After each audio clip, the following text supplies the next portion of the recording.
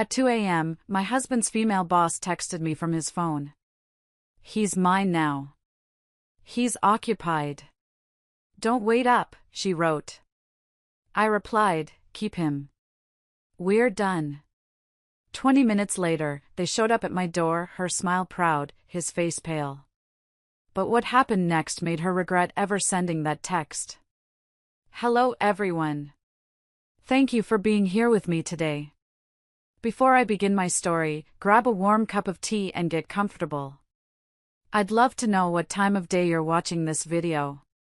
Please comment M for morning, A for afternoon, or E for evening.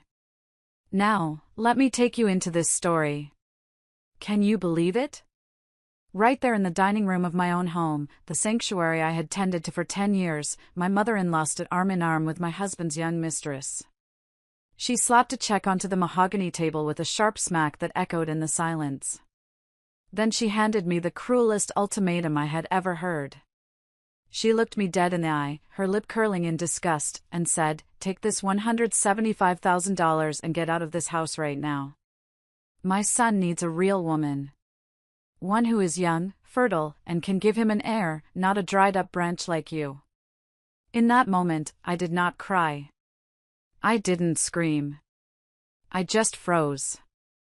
It felt like the air had been sucked out of the room.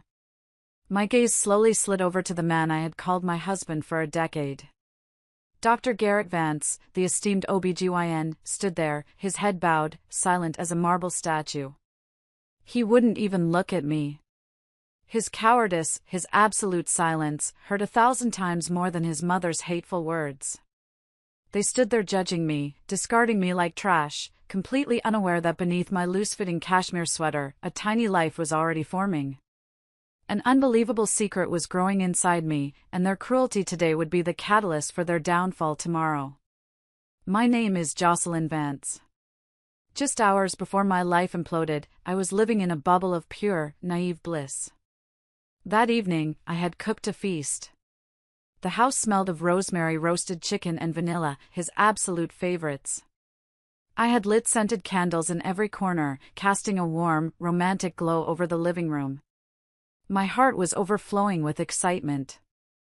I wanted to break the happy news to my husband, Garrett. The pregnancy test earlier that morning had shown 2 bold pink lines. At 48 years old, it was nothing short of a biological miracle. After years of failed IVF, years of silent prayers, and negative tests, I was finally pregnant naturally. I honestly thought this baby would be the thread of love that could mend the tiny tears appearing in our marriage. I thought this child would finally silence my mother-in-law's poisonous comments for good. But when the grandfather clock in the hall struck exactly 7, the front door didn't just open, it flew open. Garrett walked in, but the warm greeting died in my throat because he wasn't alone. Beside him stood his mother, Bernice Vance, wearing a scowl that could curdle milk. And trailing behind them was Tiffany Sterling, a 28-year-old woman in an expensive designer dress that clung to her curves, looking at everything in my house as if she already owned it. "Who is that?" I stammered, my voice trembling. My heart felt like it was being squeezed in a vice. Garrett didn't dare look me in the eye. He shifted awkwardly, trying to pull his arm free from Tiffany's grip, but his mother had already stepped forward, blocking my view of him. Bernice positioned herself in front of her son and looked at me with triumphant contempt. "Let me introduce you to someone," she sneered. "This is Tiffany Sterling. She is the daughter of Carlton Sterling, the CEO of Sterling Pharmaceuticals. You know, the largest partner of the hospital where Garrett works. And more importantly, she is carrying my son's blood, the grandchild you could never give me because you are too old." Every one of her words hit me like a sledgehammer to the chest. I was paralyzed. My husband had cheated. He was having a child with another woman. Suddenly, all the scattered pieces clicked together in my mind. The late nights, the new expensive cologne, the distant look in his eyes. "Why did you call me here?" I asked, trying to keep the tremor out of my voice. "Smart," Bernice scoffed. "We called you here to give you a choice. Here are the divorce papers Garrett has already signed. And here is the check for $175,000. Take the money, sign the papers, and disappear. Consider it a severance package for your 10 years of service. Service. She called my marriage service. I looked at Garrett, desperately searching for an explanation. Garrett? You're letting her do this? We have a life together. Garrett finally looked up, his eyes watery but weak. I'm sorry, Jocelyn. Mom is right. I need a legacy. Tiffany, she gives me a future. You and I, we're just history. History. 10 years, thrown away for a younger model. Tiffany moved closer, resting a manicured hand on her stomach, smirking at me. Be reasonable, Jocelyn. Don't make this complicated. Garrett needs a family, not a nursing home companion. My hand, resting on my thigh, involuntarily clenched into a fist. Then, I slowly lifted it and gently placed it on my stomach. There too, a small life was growing. My child. His child. But I knew I couldn't speak the truth. To speak now would be to humiliate myself. To use the baby as leverage to cling to a man who no longer wanted me would be pathetic. My child didn't deserve to be a bargaining chip. A terrible coldness suddenly wrapped around my soul, freezing the tears before they could fall. The pain morphed into contempt, and that contempt gave me a strange, vibrating strength. I slowly stood up. I picked up the check for $175,000 from the table. Bernice and Tiffany watched me with satisfied smiles, thinking they had won. But then, to their astonishment, I tore the check down the middle. Then again, and again, until it was nothing but confetti raining down on the roast chicken. Your money is no good to me, I said, my voice steady and cold as steel. I picked up the pen and signed the divorce papers with a flourish. I am leaving, but not because you are kicking me out. It is because I find life under the same roof with people like you utterly repulsive. I walked to the door, grabbing only my coat. I didn't pack a bag. I didn't look back. As I stepped out into the biting Chicago winter wind, Bernice yelled after me, "Don't you dare come back begging when you run out of money." I won't be begging, I thought. You have no idea who you just declared war on. Before I continue, I just want to say thank you so much for listening. It's hard to relive this, but having you here helps. Please, let me know in the comments what city you are listening from tonight. It makes me feel less alone in this big world. The Chicago wind whipped against my face, stinging my cheeks, but I barely felt it. My body was numb, but my mind was racing with a clarity I hadn't felt in years. I hailed a taxi, the yellow light cutting through the swirling snow. When the driver pulled over, he looked at me with concern. I must have looked like a madwoman, standing there in the storm with no luggage, wearing a coat over a house sweater, having just walked out of my marriage. "Where to, ma'am?" he asked, turning the heat up. I took a deep breath. For 10 years, I had given the address of the modest suburban house I shared with Garrett. But tonight, that life was dead. "The Legacy Tower," I said. "On Monroe Street." The driver raised an eyebrow. The Legacy was the most exclusive residential tower in the city, a place where CEOs, professional athletes, and old money lived. It wasn't a place for a middle-aged woman looking like a cast-off housewife. But he drove on. As we navigated the snowy streets, I looked out the window, watching the city blur. Bernice thought she had won. She thought she had thrown a penniless, aging woman onto the street. Garrett thought he was the successful breadwinner who had been supporting me. They were all so blissfully, arrogantly wrong. You see, I have a secret. A secret I kept buried deep for a decade. To Garrett and his family, I was Jocelyn the housewife, the former library archivist who quit her job to support her husband's medical career. But in the financial world, under a different name, I am a ghost. I am a whale in the stock market. My father was a brilliant investor who taught me everything before he died, before he took his own life after being scammed by a woman who claimed to love him but only loved his money.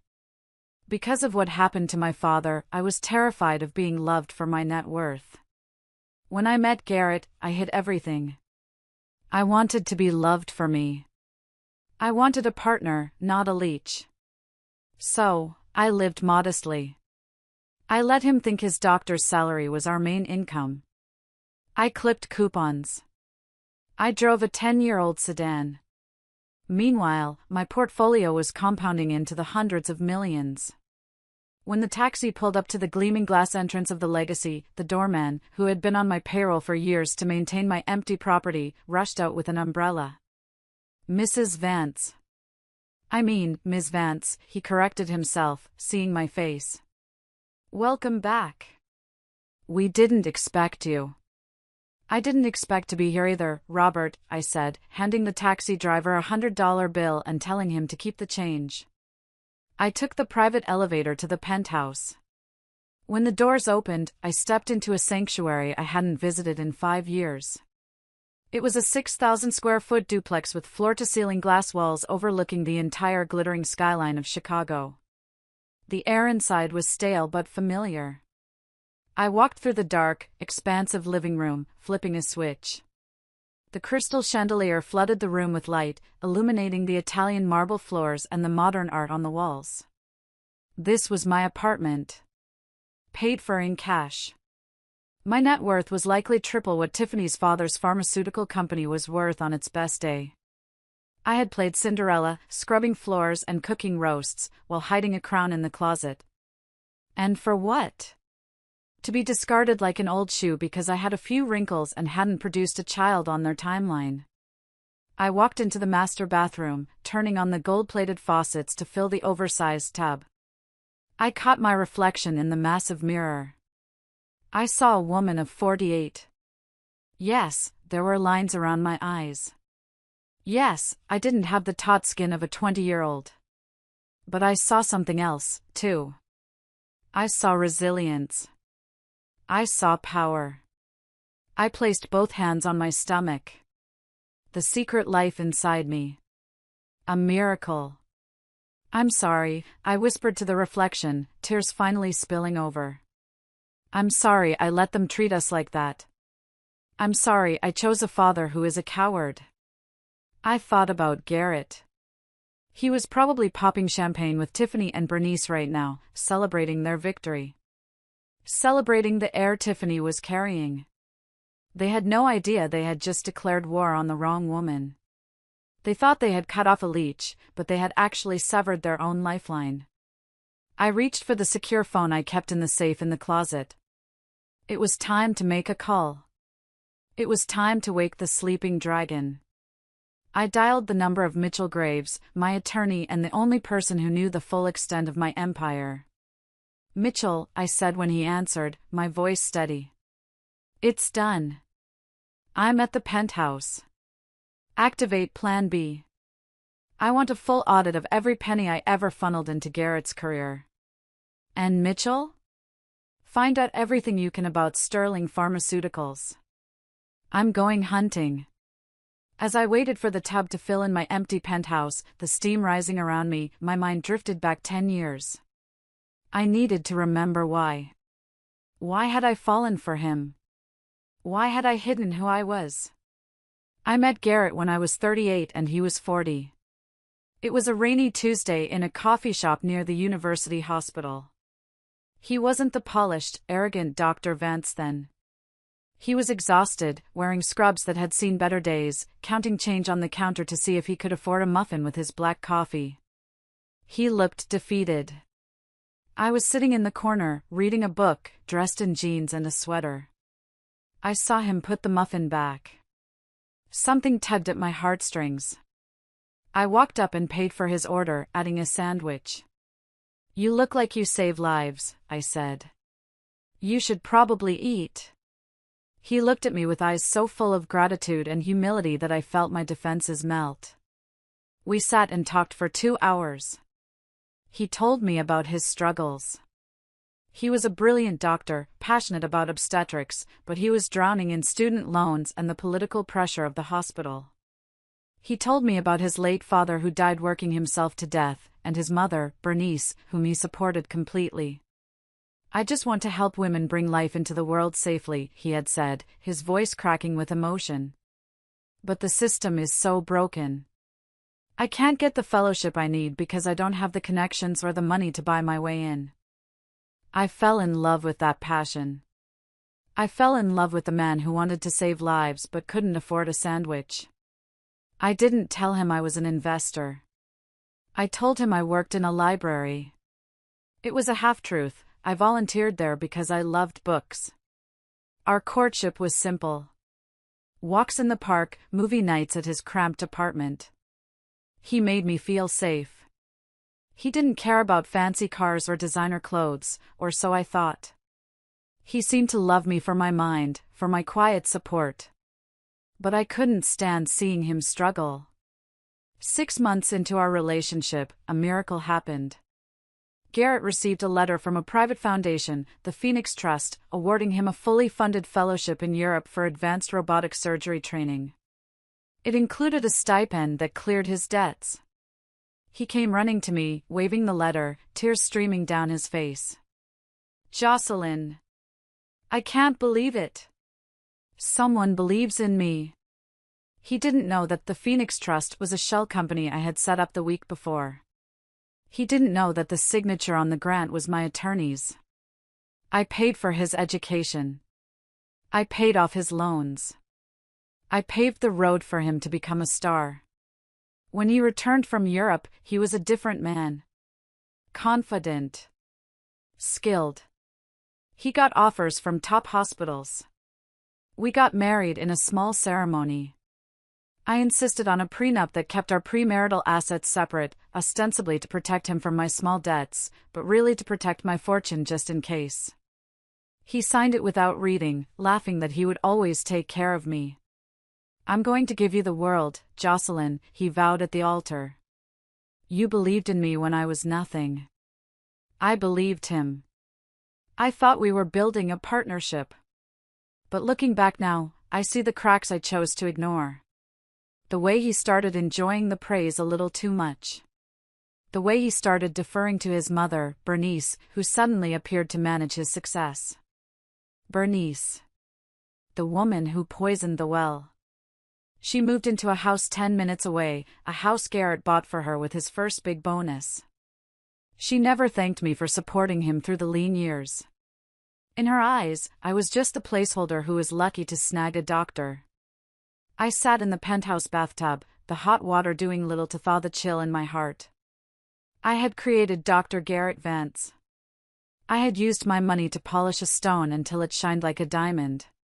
And once he shined, he decided I was too dull to stand next to him.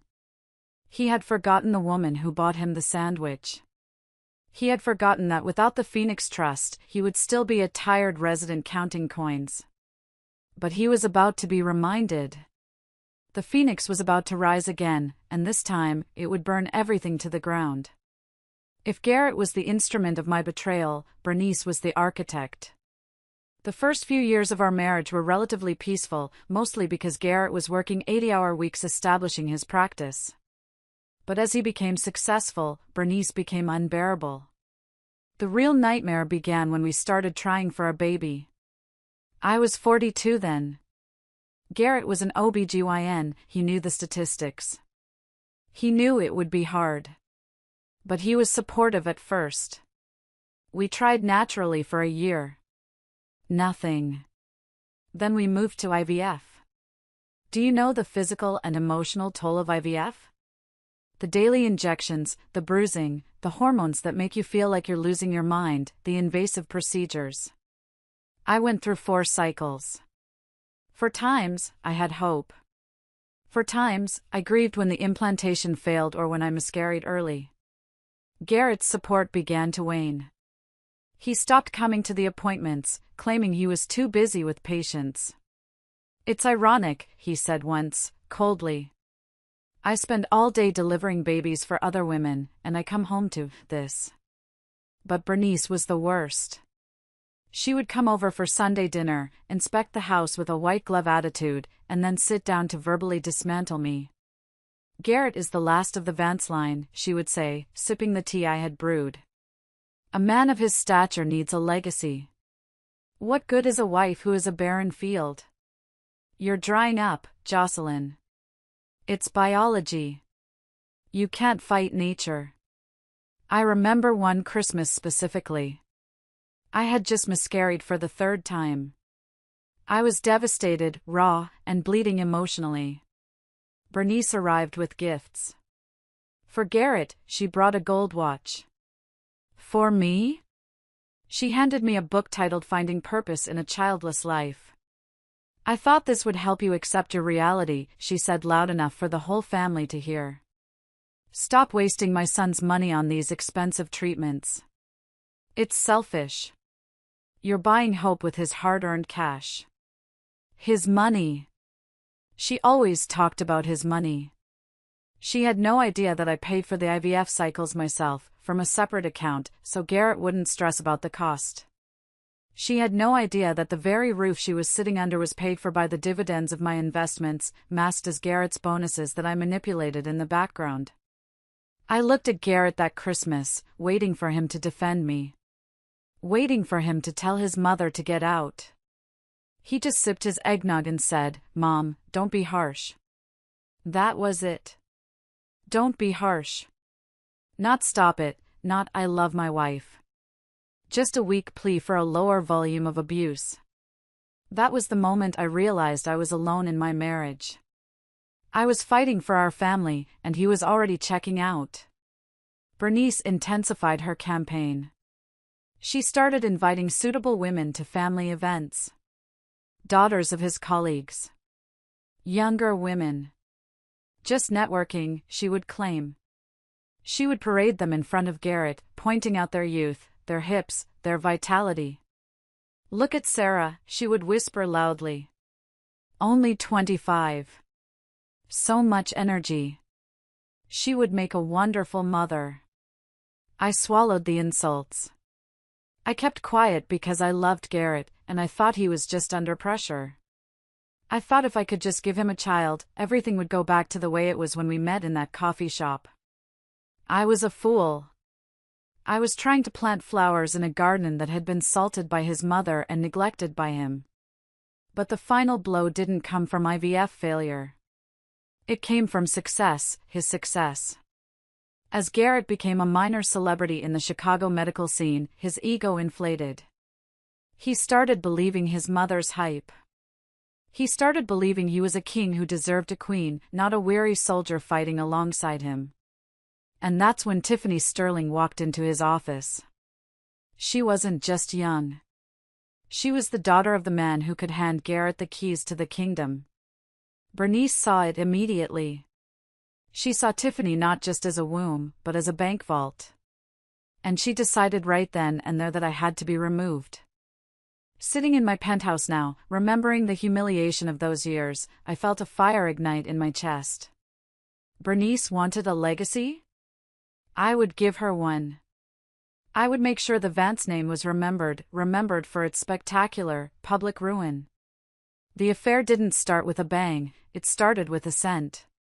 It was a cloying, floral perfume, midnight rose, expensive and unmistakable. I first smelled it on Garrett's shirt when he came home late from a shareholder dinner at the hospital. I hugged the CEO's wife, he lied smoothly when I asked. She bathes in the stuff. I wanted to believe him. But then came the changes. Garrett, who had worn scrubs and sensible loafers for years, suddenly bought 3 Italian suits worth $5,000 each. He started getting facials. He joined a high-end gym he never went to. He was 50 years old, having a midlife crisis, and trying to keep up with someone half his age. That someone was Tiffany Sterling. I did my research. I knew who she was before Bernice even introduced us. She was 28, a socialite who had never worked a day in her life. Her father, Carlton Sterling, owned the pharmaceutical giant that supplied Garrett's hospital. Tiffany was known in the tabloids for her shopping sprees and her tantrums. I started finding receipts. Not for hotels, Garrett was too smart for that, but for gifts. A diamond tennis bracelet from Cartier. A vintage Chanel bag. These were charged to a credit card he thought I didn't have access to. But I'm a financial analyst, I track numbers for a living. I saw the outflows. The worst part wasn't the money. It was the emotional replacement. Garrett stopped talking to me. When he was home, he was glued to his phone, smiling at texts like a teenager. If I asked him how his day was, he'd sigh as if my voice was a physical burden. "You wouldn't understand, Jocelyn," he'd say dismissively. "It's complex medical politics." He forgot that I was the one who helped him navigate those politics for a decade. Then came the business trips. Weekend conferences in Miami, seminars in Aspen. I knew he wasn't alone. I tracked his flight logs, another perk of my connections.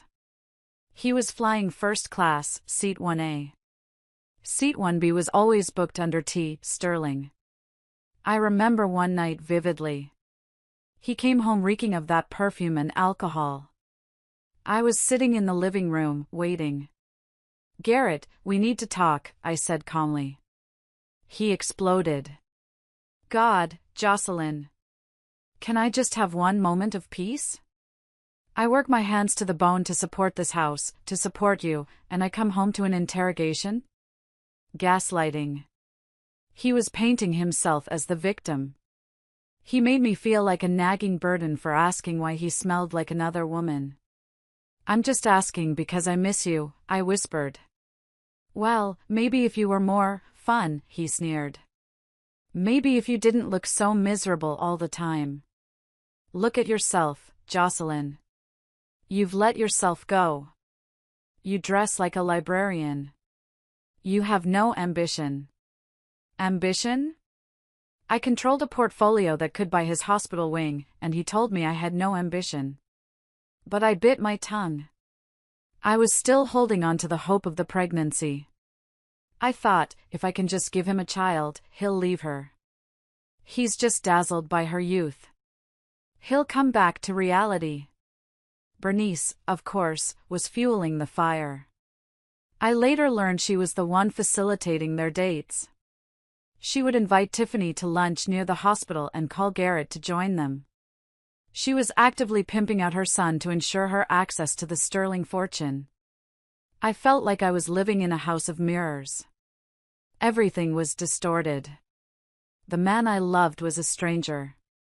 The mother-in-law was a conspirator. And the mistress was the prize. But I still didn't leave. Why do women stay? Because of the sunk cost fallacy. I had invested 10 years, millions of dollars, secretly, and my entire heart into this man. I didn't want to walk away and let someone else reap the dividends of my investment. I wanted to fix it. It wasn't until that final night, when they brought the war to my living room, that I realized there was nothing left to fix. The rot had gone too deep. Garrett wasn't just having a crisis, he was fundamentally weak. He chose the shiny object over the solid foundation. He chose the easy path of corruption over the hard path of integrity. And Tiffany? She wasn't just a passive participant. She knew he was married. She enjoyed the game. I saw the way she looked at me that night, like I was a bug she wanted to squash. She didn't love Garrett, she loved taking things that belonged to others. She loved the power of stealing a husband. Well, she could have him. She could have the debt, the pressure, and the mother-in-law. I was taking the only thing that mattered, my dignity, and the secret air growing inside me. 2 weeks before the confrontation, I uncovered the depth of their depravity. I had installed a simple nanny cam in the living room years ago, originally to keep an eye on a house cleaner I suspected of stealing, but I kept it for security. I was at the library volunteering when I got a notification on my phone. Motion detected. I opened the app. It was midday, a Tuesday. Garrett should have been at work. On the screen, I saw Garrett, Bernice, and Tiffany sitting in my living room. They were drinking my wine. "She has to go, Garrett," Tiffany was whining. I can't live in that condo anymore. I want this house. It has the perfect nursery room. Patience, baby, Garrett soothed her, rubbing her back. I have to find a legal reason to get her out without giving her half the assets. The prenup protects my premarital assets, but the house, we bought that after the wedding. Just make her life hell until she leaves, Bernice suggested, taking a sip of Chardonnay. Tell her you're cutting off her allowance. Tell her she's useless. Break her spirit. Hearing them plot my destruction was chilling. But then came the bombshell. Besides, Bernice clapped her hands together giddily. We have the ultimate trump card. The baby. My grandson. Tiffany giggled and placed a hand on her flat stomach. I can't believe it happened so fast. Are you sure she won't suspect? Suspect what? Garrett asked, looking confused. That the timing overlaps with your marriage? Tiffany laughed. Who cares? We'll just say we're soulmates. Then Tiffany said something that struck me as odd. She reached for the wine glass and took a large gulp. God, I needed that. Being pregnant is exhausting work. She made air quotes around the word pregnant. Garrett didn't see it. He was looking at his phone. But I saw it. The air quotes. The wine. Pregnant women don't drink wine, and they certainly don't make air quotes about their condition. A cold suspicion settled in my gut. Was she faking it? Was this the trump card to force Garrett's hand? Garrett was an OBGYN, but even the best doctors can be blind when it comes to their own personal lives. Or maybe she was just early in the pregnancy and reckless? Regardless, the plan was clear. They were going to use this pregnancy to evict me. They wanted my home, my safe space, to raise their affair baby. That night, I came home and acted normal. But I started moving my valuable jewelry to a safe deposit box. I started moving digital copies of my financial records to a secure cloud server. I prepared for the end. But the universe has a twisted sense of humor. The very next week, I started feeling nauseous. My cycle was late. I assumed it was stress, or maybe menopause knocking on the door. I took a test just to rule it out. Positive. I stared at the stick in the bathroom trash can, shaking. I dug it out. Positive. I took 3 more. All positive. At 48. It was impossible. It was a statistical anomaly. I went to a clinic 2 towns over, using a fake name, just to be sure. The doctor confirmed it. You're about 8 weeks along, she said. The heartbeat is strong. I walked out of that clinic in a daze. I was pregnant. The thing I had wanted for 10 years had finally happened, right as my husband was plotting to kick me out for a younger woman who might be faking her own pregnancy. I had a choice. I could tell him. I could use this baby to fight for my marriage. I could say, look, I can give you an heir too. But watching that video of them plotting in my living room, I realized I didn't want to fight for Garrett. He was tainted. He was weak. If I told him, he might stay out of obligation, but he would still resent me. Or worse, Bernice would try to take the baby. She would say I was too old, incompetent, and sue for custody. No. This baby was mine. So when the night of the confrontation came, when Bernice slapped that check on the table and called me a dried-up branch, I almost laughed. I was carrying the only true heir Garrett would ever have, while he was leaving me for a woman drinking wine and making air quotes. I signed those papers not as a defeat, but as a strategic retreat. I was saving my son from a toxic wasteland. I was walking away to build a fortress where they couldn't hurt us. Back in the penthouse, the morning sun was hitting the glass walls, but I hadn't slept. I had spent the night reviewing documents with Mitchell Graves. Mitchell arrived at 7 a.m., looking sharp in his charcoal suit. He was the only man I trusted. He had been my father's protégé and had sworn to protect me. "You look terrible, Jocelyn," he said, handing me a cup of strong coffee. "But your financials look incredible." "Cut the flattery, Mitchell," I said, my voice raspy. "Did you do it?" "It's done," Mitchell nodded, opening his laptop. "We've notified the hospital board. The anonymous donor known as the Phoenix has officially withdrawn all future funding. That includes the new robotic surgery wing Garrett was supposed to head. We also pulled the grant for his research.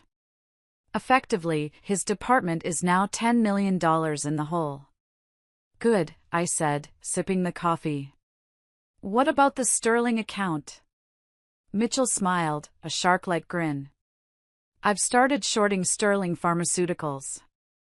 And I've instructed our shell companies to acquire the exclusive rights to the raw materials they import from India. Within 3 months, their supply chain will choke. Their stock will plummet." "I want them to bleed, Mitchell," I said, looking at the city below. "I want Garrett to realize that his genius was paid for by his wife. And I want Carlton Sterling to panic." "There's one more thing," Mitchell said, his tone softening. "You need to see a doctor. A real one. You're 48, Jocelyn. This is a high-risk geriatric pregnancy. You need the best care money can buy." "I can't go to any of the hospitals in Garrett's network," I said. "He'd find out." "I know. I've set you up with Dr. Alcott at St. Mary's. It's a public hospital, very busy, but Alcott is the best for high-risk cases. It's across the city. Garrett would never set foot there, he's too snobbish for public health care." That afternoon, I went to see Dr. Alcott. She was a stern woman with gray hair and kind eyes. She ran the ultrasound. Hearing the whoosh-whoosh of the heartbeat made it real. "The baby looks healthy," she said, wiping the gel off my stomach. "But your blood pressure is high. And given your age, there's a risk of preeclampsia. You need zero stress. No drama. Can you manage that?" "I'm in the middle of a divorce and a corporate war," I said dryly. "Well, find a way to find peace," she warned. "Or you won't carry to term." Leaving the hospital, I felt a wave of vulnerability. I had all the money in the world, but I couldn't buy a guarantee for my baby's safety. I had to be careful. For the next few months, I went dark.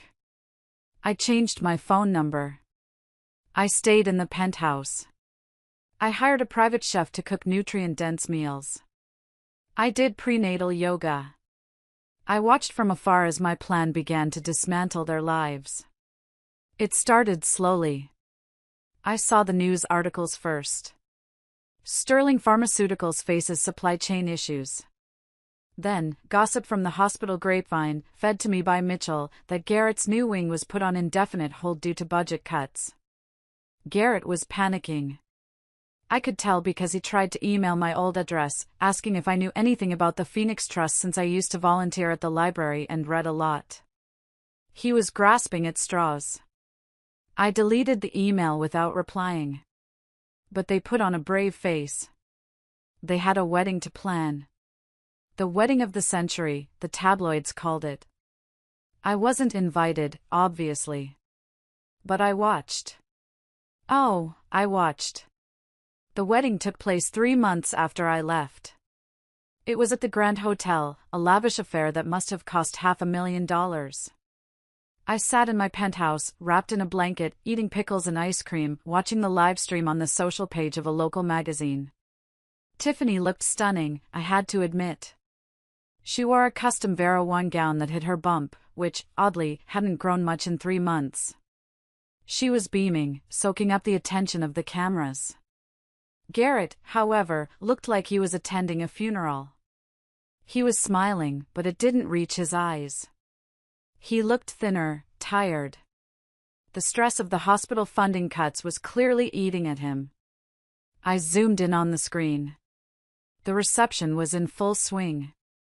I watched Tiffany. She was holding a glass of champagne. She took a sip. Then another. Then she laughed and threw her head back, finishing the glass.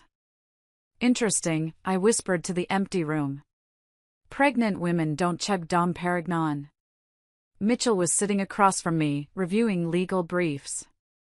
Maybe it's sparkling cider? Tiffany Sterling doesn't drink cider, I said. She's not pregnant, Mitchell.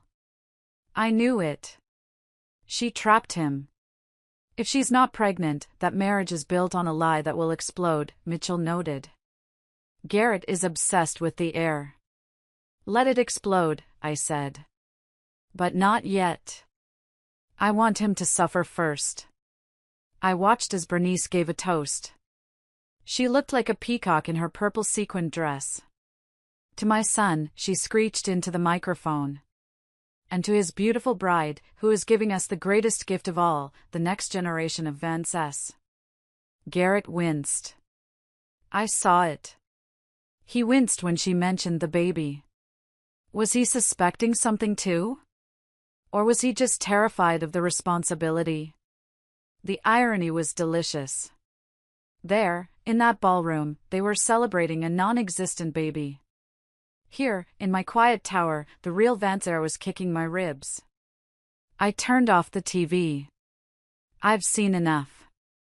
What's the next move? Mitchell asked. Now, I said, rubbing my belly.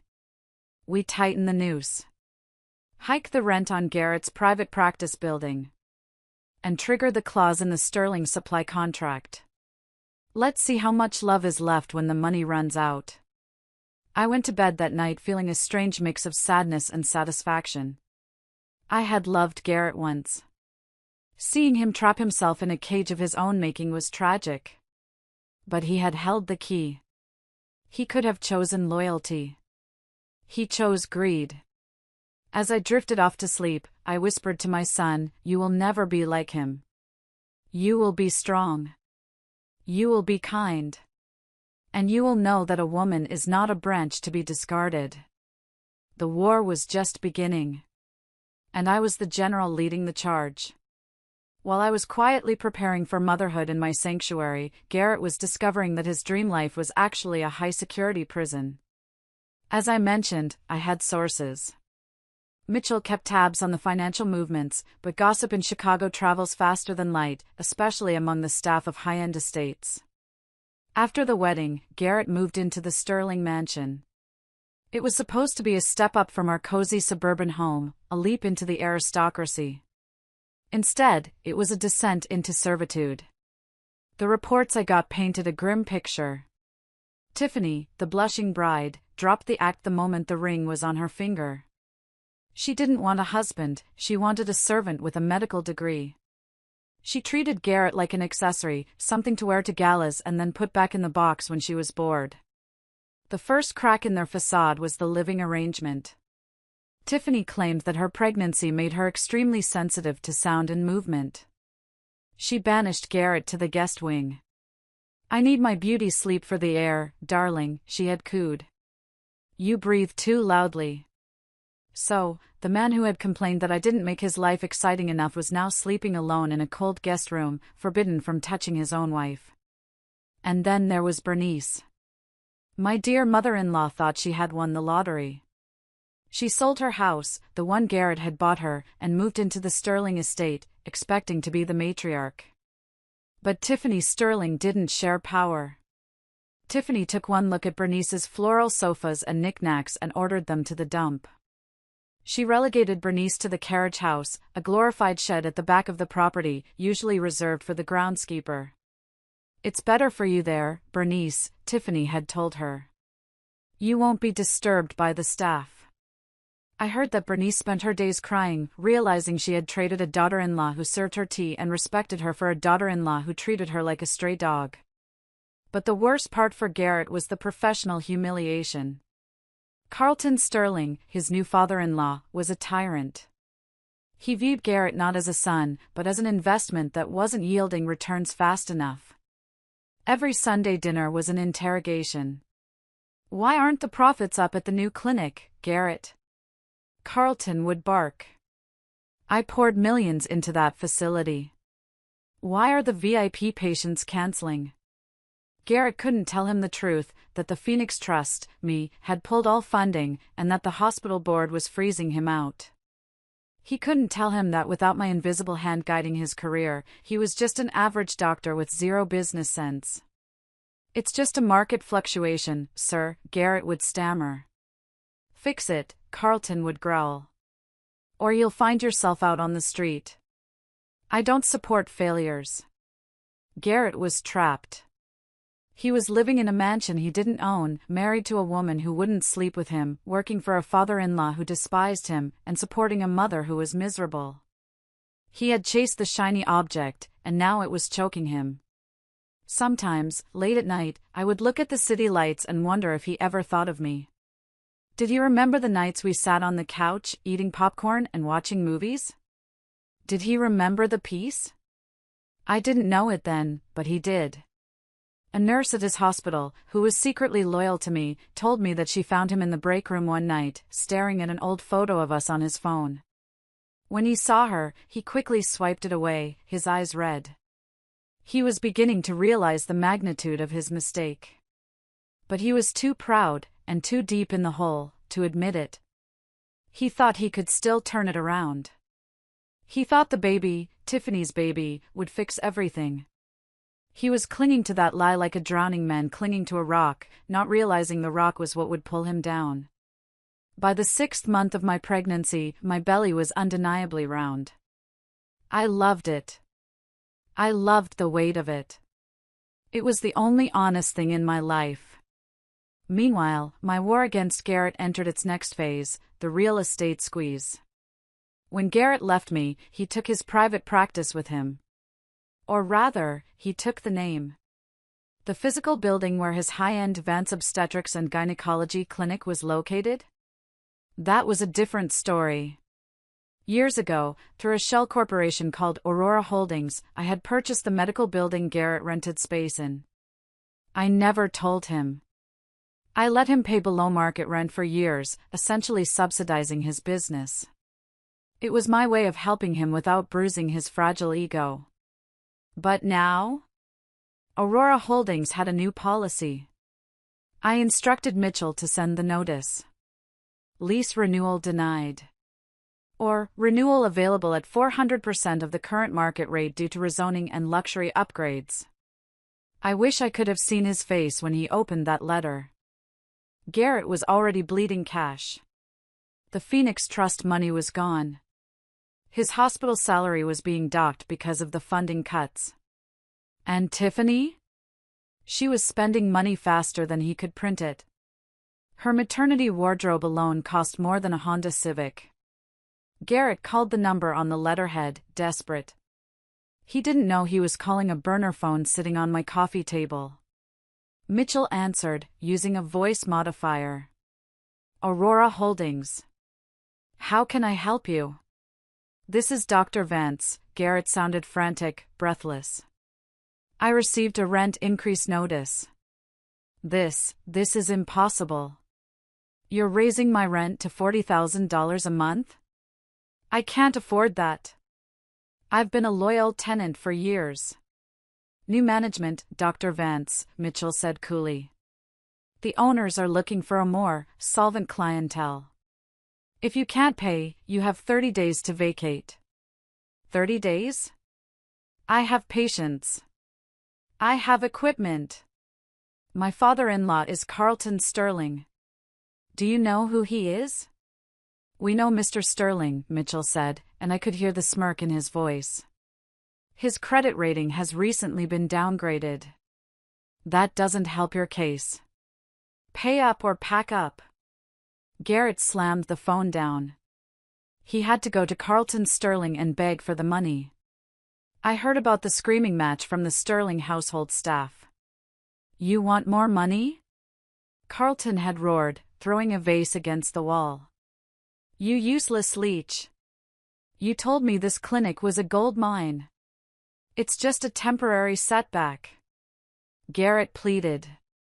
The landlord is gouging me. You're a doctor. Fix it. Carlton wrote the check, but not without humiliating Garrett. He made Garrett sign a promissory note, putting his own future earnings as collateral. Garrett signed away his soul to keep the lights on in a building I owned. I took that check, $40,000 of sterling money, and deposited it directly into a college fund for my unborn son.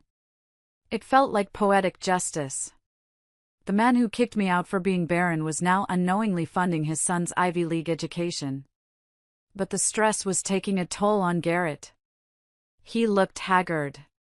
His hands, usually steady as a surgeon's, had developed a tremor. Patients noticed. Reviews started tanking online. Dr. Vance seemed distracted and irritable. He rushed through my appointment. I don't feel safe with him anymore. His reputation, carefully built over a decade with my silent help, was crumbling brick by brick. He was finding out the hard way that without the foundation, the tower cannot stand. And the biggest blow was yet to come. Because while I was squeezing his clinic, Mitchell was busy dismantling the sterling empire that Garrett was banking on.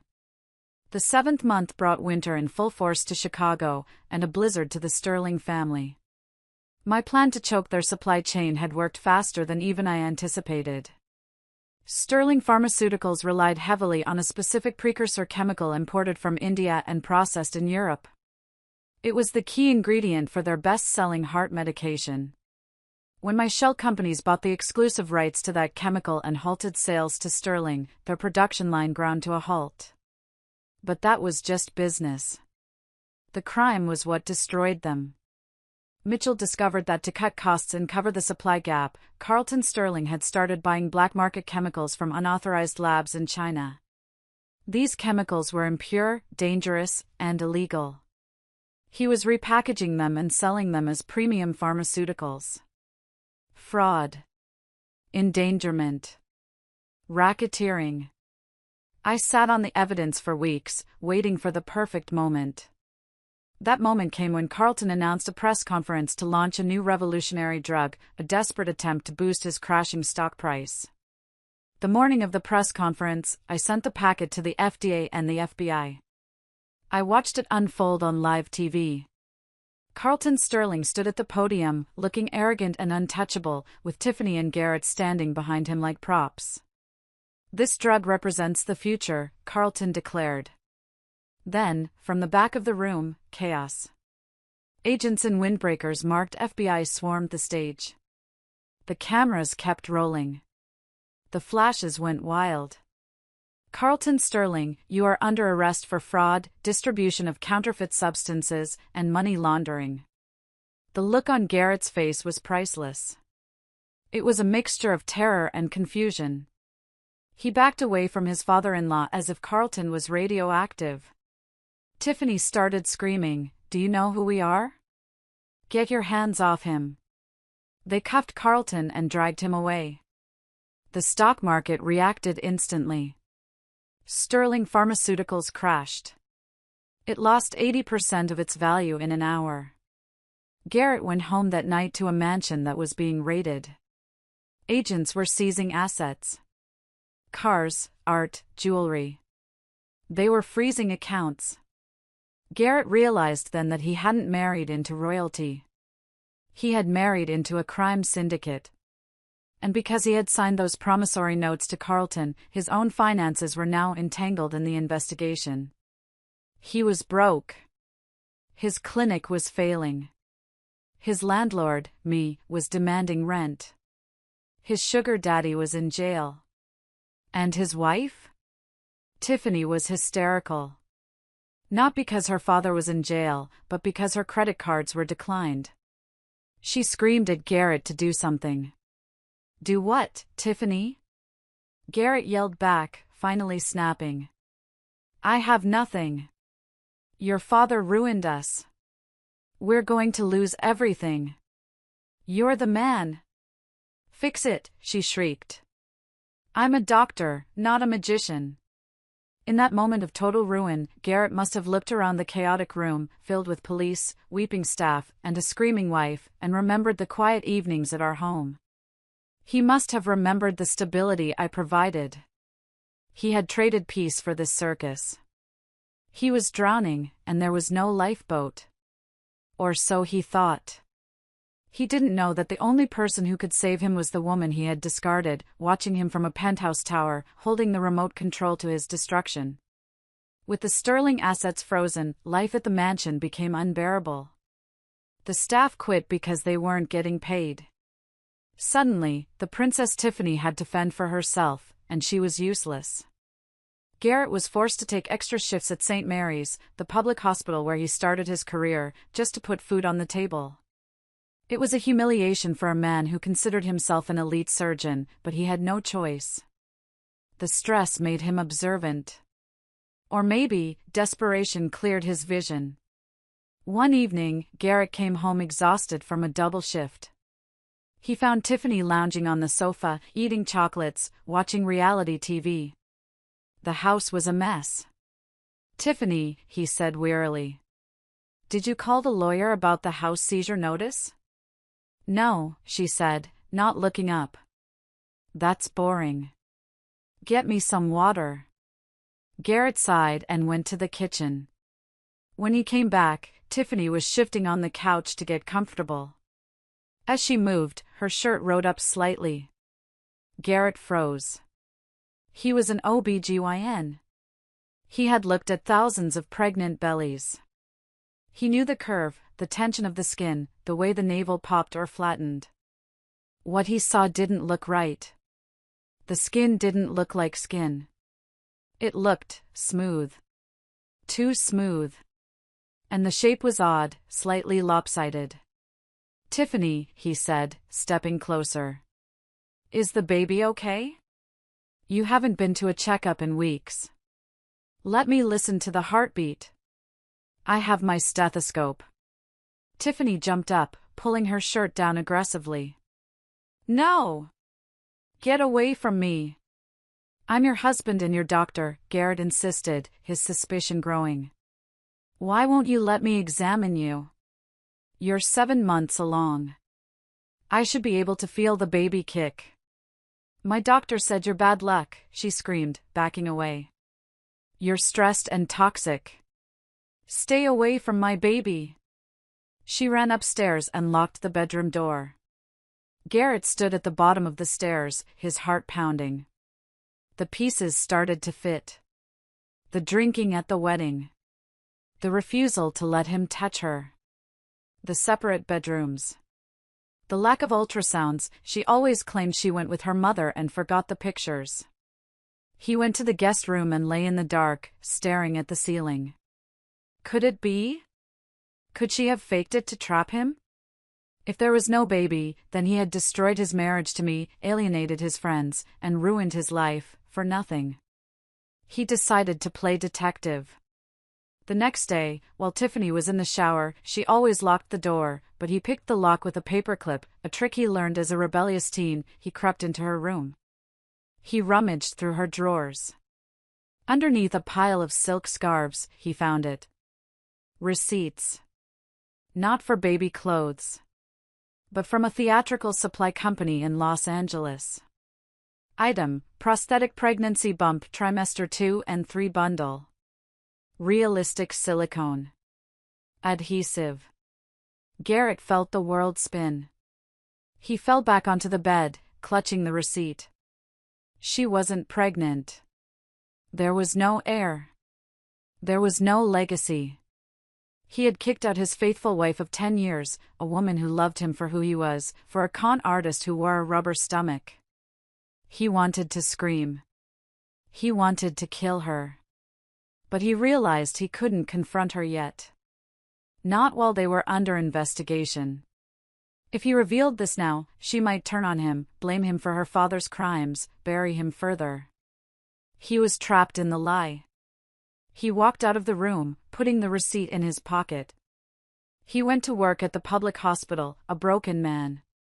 He walked through the corridors like a ghost. He had lost everything. And the cruelest irony was that he found himself missing me more than ever. He missed my honesty. He missed my realness.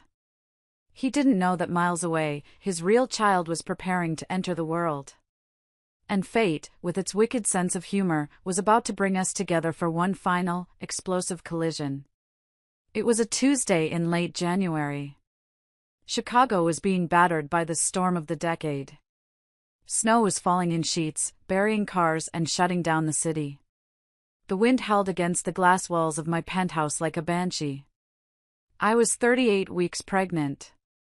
My due date was still 2 weeks away, but my son apparently had my punctuality and decided early was better than late.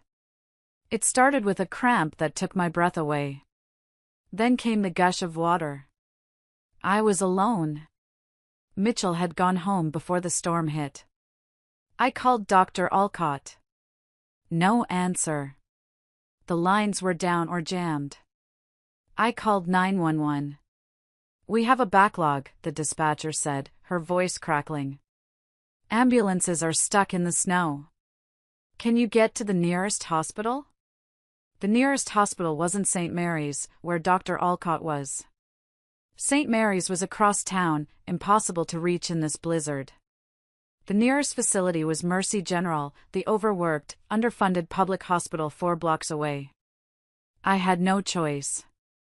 I bundled myself in coats, grabbed my go-bag, and took the service elevator down. My doorman, Robert, looked terrified. Ms. Vance. You can't go out there. I have to, I gritted out through a contraction. Help me get a cab. There were no cabs. Robert, bless his heart, used his own SUV to drive me. We crawled through the whiteout conditions. Every bump was agony. My blood pressure was spiking, I could feel the pounding in my ears. The preeclampsia Dr. Alcott warned about was rearing its head. We made it to Mercy General. The ER was a war zone. People with frostbite, flu, car accident victims. It was chaos. I'm in labor. I yelled at the intake nurse. High risk. Preeclampsia. They rushed me onto a gurney. My vision was blurring. I felt dizzy, sick. We need an OB, the nurse shouted. Who's on call? Dr. Stevens is in surgery. Dr. Patel is stuck in the snow, another nurse yelled back. We only have the moonlighter. The guy from the private sector who picked up the storm shift. Get him. Now.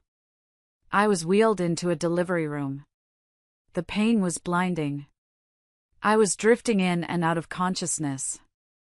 I just kept praying. Save the baby. Please, take me, but save the baby. I heard the door bang open. Footsteps running. The snap of latex gloves. Status? A male voice asked. A voice I knew better than my own. A voice that had whispered I love you and get out with equal intensity. Garrett. My heart stopped. Of all the hospitals, in all the cities, in all the world, he was here. He was the moonlighter. He was the only one who could save us. I tried to sit up, but the monitors were beeping frantically. No. I whispered. He was wearing a surgical mask and cap. He didn't look at my face. He looked at the chart. BP is 180/110. Fetal heart rate is dropping. We have a cord compression, Garrett barked, his voice commanding, stripping away the pathetic man I had seen in the news and replacing him with the surgeon I once admired. We need to deliver now. Prepare for emergency forceps or C-section if she doesn't progress. He moved to the foot of the bed. Ma'am, I'm Dr. Vance. I'm going to help you deliver this baby. I need you to focus. He looked up. He looked me in the eyes. The room went silent. The beeping monitors seemed to fade away. His eyes widened. The color drained from his face, leaving him ghostly pale above the blue mask. He froze, his hands hovering in the air. Jocelyn, he breathed. The name came out like a prayer and a curse. He blinked, as if trying to clear a hallucination. Jocelyn, what, you're... He looked at my swollen belly. You're pregnant? I saw the gears turning in his head. The math. The timing. The shock. And then, a flicker of something ugly, jealousy. Who is he? He stammered, his professional demeanor cracking. Did you remarry? Who did this? Garrett. I screamed, a contraction ripping through me. Shut up. Just save my son. Save him. My scream snapped him back. The nurse grabbed his arm. Doctor. The heart rate. Garrett shook his head violently. He closed his eyes for a split second, inhaling deeply. When he opened them, the ex-husband was gone. The doctor was back. Okay, he said, his voice shaking but firm. Okay. Jocelyn, listen to me. We're going to do this. I've got you. The next hour was a blur of agony and terror. My body was failing. The blood pressure was causing me to seize up. But Garrett was a machine. He worked with a focus I had never seen. He barked orders at the nurses, his hands moving swiftly, checking the monitors, guiding me. Push, Jocelyn. Come on, I know you're strong. You're the strongest woman I know, he yelled over the storm outside. Hearing him say that, you're the strongest woman I know, felt like a knife twisting in my gut. He knew. Deep down, he always knew. He just didn't value strength until he was weak. I can't. I sobbed. It hurts. Look at me. He pulled his mask down. His face was lined with stress, his eyes red-rimmed. He looked 10 years older than when I left him. Don't you dare give up. Not on this baby. Do it for him. He was fighting for a child he thought belonged to another man. He was saving the life of the woman he had discarded. The irony hung heavy in the room, thick as the smell of antiseptic. One more. Big push. With a scream that tore from the bottom of my soul, I gave everything I had. I felt the pressure release. I felt the void leave my body. And then, silence. For 3 terrifying seconds, there was no sound. Stimulate him. Garrett ordered, his voice cracking. He was rubbing the baby vigorously with a towel. Come on, little guy. Breathe. Then, a cough. A sputter. And a loud, indignant wail filled the room. Time of birth, for 12 a.m., a nurse announced. I collapsed back onto the pillows, gasping for air, tears streaming down my face. Is he okay? Let me see him. Garrett didn't answer immediately. He was standing by the warmer, cleaning the baby. The nurses stepped back. Garrett went still. He was staring at the baby. He lifted the tiny, squirming boy and looked at his face. I saw Garrett's shoulders stiffen. He leaned in closer. He turned the baby slightly, looking at the back of his neck. The birthmark. The Vance mark. A small, strawberry-shaped mark at the base of the hairline. Garrett had one. His father had one. Garrett turned slowly to face me. He was holding the baby like it was made of glass. His mask was down. His mouth was open in shock. This. His voice was barely a whisper. This mark. He looked from the baby to me, and back to the baby. The realization hit him like a physical blow. The math finally made sense. The dried-up womb. The barren branch. It was all a lie. I had been pregnant when he kicked me out. Jocelyn, he choked out. Is he mine? I looked at him, exhausted, triumphant, and sad. He's my son, Garrett. You gave up your rights to him the night you chose a fake heir over a real family. Garrett's knees buckled. He sank to the floor, still cradling the baby against his chest. He looked at the tiny face, the face that mirrored his own. "Oh my God," he sobbed. It was a raw, ugly sound. "Oh my God, what have I done?" The delivery room was quiet except for the baby's soft whimpers and Garrett's jagged breathing. The nurses, sensing the intense personal drama, busied themselves with cleaning up, giving us a wide berth. Garrett sat on the linoleum floor, weeping over his son. He touched the baby's fingers, marveling at them. "I didn't know," he whispered, looking up at me with pleading eyes. "Jocelyn, I swear, I didn't know." "If I had known..." "If you had known, what?" I asked, my voice weak but sharp. "You wouldn't have kicked me out? You would have kept me around as an incubator while you slept with Tiffany? Or maybe Bernice would have tried to take him from me?" "No," he shook his head violently. I would have been better." "You should have been better without a condition, Garrett," I said. "You shouldn't need a baby to treat your wife like a human being." He flinched. The truth was a weapon, and I was wielding it. He stood up slowly, his legs shaky, and brought the baby to me. He placed him gently in my arms. The moment my skin touched my son's, the world fell away. He was perfect. He had dark hair, just like Garrett. He had my chin. He was the most beautiful thing I had ever seen. "Hi," I whispered to the baby. "I'm your mom. We made it." Garrett stood over us, his hands hovering, unsure if he was allowed to touch us. He looked like a ghost haunting his own life. He had everything he claimed to want, a son, an heir, right in front of him. But he was on the outside looking in. "He's perfect," Garrett said, tears dripping off his chin. "He looks just like my dad." "He looks like you," I corrected. "Unfortunately." Garrett let out a dry, humorless laugh. "Yeah. Poor kid. I'm going to name him Leo," I said. "Because he's strong. Like a lion. He survived the storm." "Leo," Garrett tested the name. "It's a good name." He reached out and brushed a finger against Leo's cheek. Leo turned his head and grasped Garrett's finger. Garrett broke down again, covering his face with his free hand.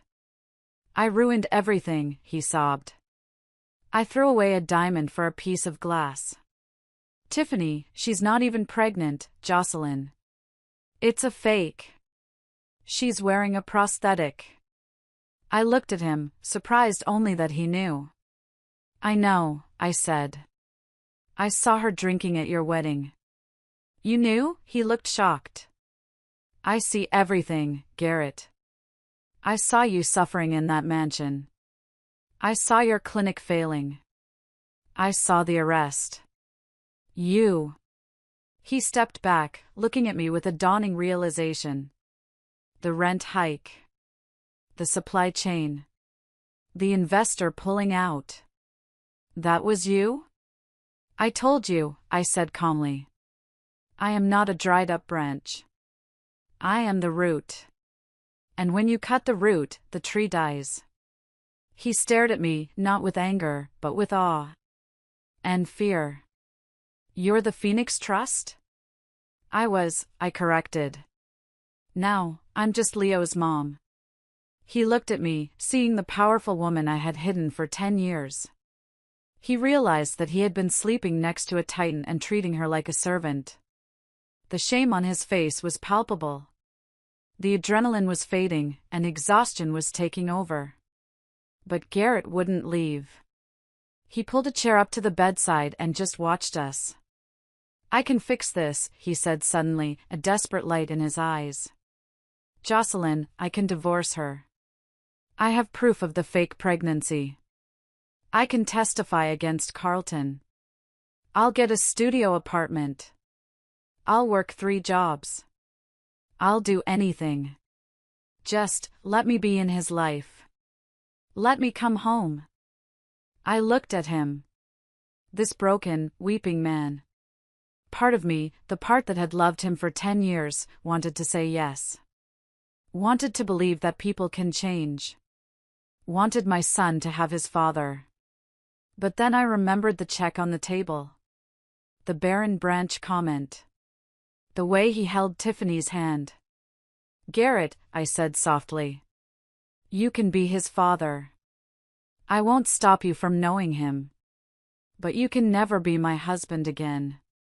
That door didn't just close, it was bricked over. "Please," he begged, grabbing my hand. "I love you. I realized it too late, but I love you. You love the memory of me," I said. "And you love the safety I provided. But you don't respect me. And I love myself too much to be with a man who needs to lose everything to appreciate what he had." He dropped his head onto the mattress, defeated. It was a scene of utter tragedy. A family reunited by blood, but separated by betrayal. Seeing him there, kneeling in his scrubs, sobbing over the ruin of his own making, I felt a strange sense of closure. I didn't need to scream at him. I didn't need to hurt him. Life had done that for me. If you are listening to this, and you are feeling the weight of this moment, the heartbreak of a man who realized too late what he lost, please take a second to hit that like button. And comment the number 1 below. Let me know you are with me, that you understand that sometimes, forgiveness doesn't mean forgetting. Your support keeps me going. Comment 1 now, and let's see how this storm ends. Just as Garrett was composing himself, wiping his eyes, a commotion erupted in the hallway. We heard shouting. High heels clicking furiously on the linoleum. "Where is he? I know he's here. That useless husband of mine. Tiffany." And behind her, the unmistakable screech of Bernice. "Garrett! What are you doing delivering babies for charity when we are in a crisis?" Garrett stood up, his face hardening. "Oh no," he whispered. "Not here. Not now." "They followed you," I said, clutching Leo tighter. "They tracked your phone." The door flew open. Tiffany stood there, wrapped in a fur coat that was probably seized by the FBI but stolen back. She looked deranged. Her makeup was smeared, her hair wild. And there, under her tight dress, was the bump. Bernice was behind her, looking equally disheveled. They stopped dead when they saw me. They saw the baby in my arms. They saw Garrett standing protectively by the bed. "You!" Tiffany shrieked, pointing a manicured finger at me. "The ex-wife. I knew it. You're sleeping with him. You homewrecker." The audacity. The mistress calling the wife a homewrecker. "And you have a baby?" Bernice squinted, stepping closer. "Whose bastard is that?" Garrett stepped between them and me. "Don't you dare," he growled. A sound I had never heard from him. "Don't you dare speak to her like that. And that is not a bastard. That is my son." The declaration hung in the air like a gunshot. "Your son?" Bernice gasped, clutching her pearls. "But, she's barren. She's old. She's the only real woman I've ever known," Garrett spat. "And she gave me the only real child I'll ever have. Unlike her." He pointed at Tiffany. Tiffany's eyes went wide. She realized he knew. Panic flashed across her face, quickly replaced by rage. "You liar," she screamed. "I'm pregnant with your heir. And you're here with this hag." She lunged. I don't know what she intended to do, hit me, grab the baby, but she flew at the bed like a banshee. "No!" Garrett shouted. He caught her by the arms. They struggled. It was a pathetic, ugly scuffle. Tiffany was clawing at his face. Garrett was trying to restrain her without hurting her. "Let go of me. I'll kill her. I'll kill that brat." Tiffany shrieked.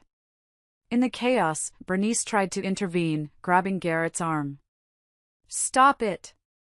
Don't hurt the baby! My grandson!" She meant Tiffany's fake baby. And then, it happened. The moment of truth. Garrett shoved Tiffany back to create distance. Tiffany stumbled. She lost her balance on her high heels and fell hard onto her backside. Pop. It wasn't a bone breaking. It was a dull, hollow sound. As Tiffany scrambled to get up, her dress rode up. The bump, the silicone prosthetic, had shifted. It had slid sideways, halfway up her ribcage. It looked grotesque, like a tumor migrating across her torso. The room went silent. The nurses who had rushed in to help froze. Even Bernice stopped screaming. She stared at her daughter-in-law's midsection, where the baby was currently resting near her left armpit. "Tiffany?" Bernice whispered, her voice trembling. What is that?" Tiffany looked down. She tried to shove the bump back down, frantically adjusting her dress. It's swelling. It's a medical condition." "It's a pillow, Mom," Garrett said, his voice cold and dead. "It's a piece of rubber. There is no baby. There never was." Bernice looked from Tiffany's distorted stomach to the real, crying baby in my arms. The realization broke her. Her knees gave out, and she slumped against the wall, sliding down to the floor. "No," Bernice moaned. "No. I gave up everything. I sold my house. I treated Jocelyn like dirt.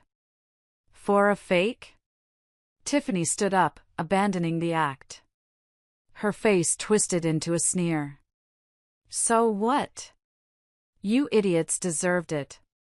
You were so desperate for a rich daughter-in-law you didn't check the facts. And you," she glared at Garrett. "You were an easy mark. A greedy, weak little man." She turned to me. "And you think you won? You're still just a lonely old woman with a screaming brat." "I'm a mother," I said calmly. "And I'm a billionaire. And you, Tiffany, are about to be a felon." "What?" She laughed nervously. "Mitchell?" I called out. From the hallway, Mitchell stepped in. He had arrived with the cavalry. Behind him were 2 police officers and a federal agent. "Tiffany Sterling," the agent said, stepping forward. "We have a warrant for your arrest for conspiracy to commit fraud, wire fraud, and aiding and abetting Carlton Sterling in money laundering activities. We know the accounts were in your name too." The color drained from Tiffany's face so fast she looked like a corpse. "No. Daddy said I was safe. He said my accounts were offshore." "Your father flipped on you an hour ago to get a reduced sentence," the agent said dryly. "Turn around. Hands behind your back." Tiffany screamed as the cuffs clicked. It wasn't a scream of fear, it was a scream of entitlement. "This is a mistake. My dress. You're hurting me. Garrett, do something." Garrett stood with his arms crossed, watching her with pure disgust. "I am doing something," he said. "I'm watching the trash get taken out." As they dragged Tiffany out, kicking and cursing, the fake bump finally fell out from under her dress and rolled across the hospital floor. A pink, silicone mound lying amidst the chaos. It was the perfect symbol of their deception, hollow, artificial, and discarded. Then the officers turned to Bernice. She was still on the floor, weeping. "Bernice Vance?" the officer asked. "I didn't do anything," she wailed.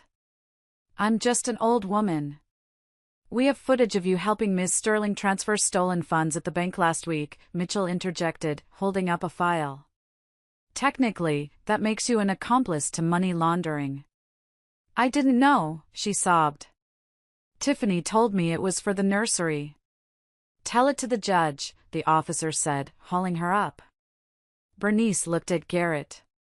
"Son. Help me. Don't let them take me. Garrett looked at his mother. The woman who had poisoned his marriage. The woman who had pushed him toward Tiffany. The woman who called his real son a bastard. You wanted the sterling life, Mom, Garrett said softly. Now you have it. You're going where they're going. He turned his back on her. Bernice let out a wail of despair as she was led away in handcuffs, shuffling past the silicone bump on the floor. Finally, the room was quiet. Just me, Leo, Garrett, and Mitchell. Mitchell nodded to me respectfully. The paperwork is filed, Jocelyn. The restraining orders are active. The divorce is finalized. You're free. Thank you, Mitchell, I said. Garrett looked at me. He looked stripped bare. He had no wife, no mother, no job, likely no home. He was standing in the ruins of his life. I have nothing left, he whispered. You have your hands, I said. You're a doctor. Go save lives. Do it for the right reasons this time. Not for money. Not for fame. Just to help. He nodded slowly. Can I come back tomorrow? To see Leo? I looked at my son, sleeping peacefully through the aftermath of the storm. Call my lawyer, I said. We'll set up a visitation schedule. He deserves a father. But Garrett? Don't be late.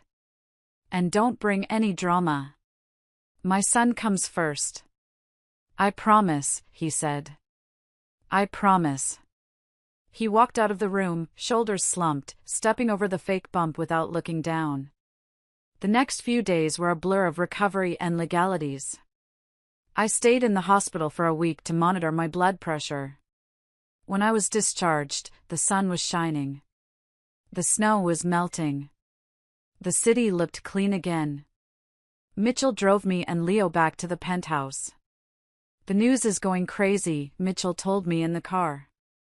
The fake bump scandal is trending everywhere. People are calling you the Iron Lady for taking them down. I don't care about the news, I said, looking at Leo in his car seat. I just want peace. When we got to the penthouse, it felt different.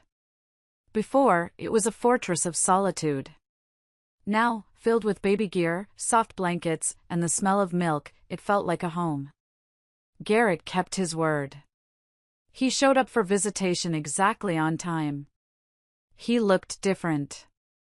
He had traded his Italian suits for simple clothes. He looked tired. He was working double shifts at the public hospital to pay off his debts and legal fees, but he looked humble. We sat in the living room. He held Leo for an hour, just talking to him softly. I'm sorry I won't be able to buy you a pony, he told the baby. Daddy made some bad choices. But I'll teach you how to throw a ball.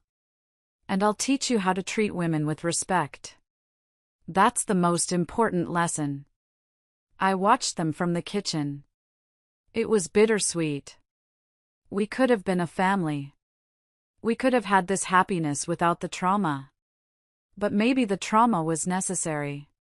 Maybe Garrett needed to be broken to be fixed. And maybe I needed to be pushed to the edge to find my true strength. Before he left, Garrett stopped at the door.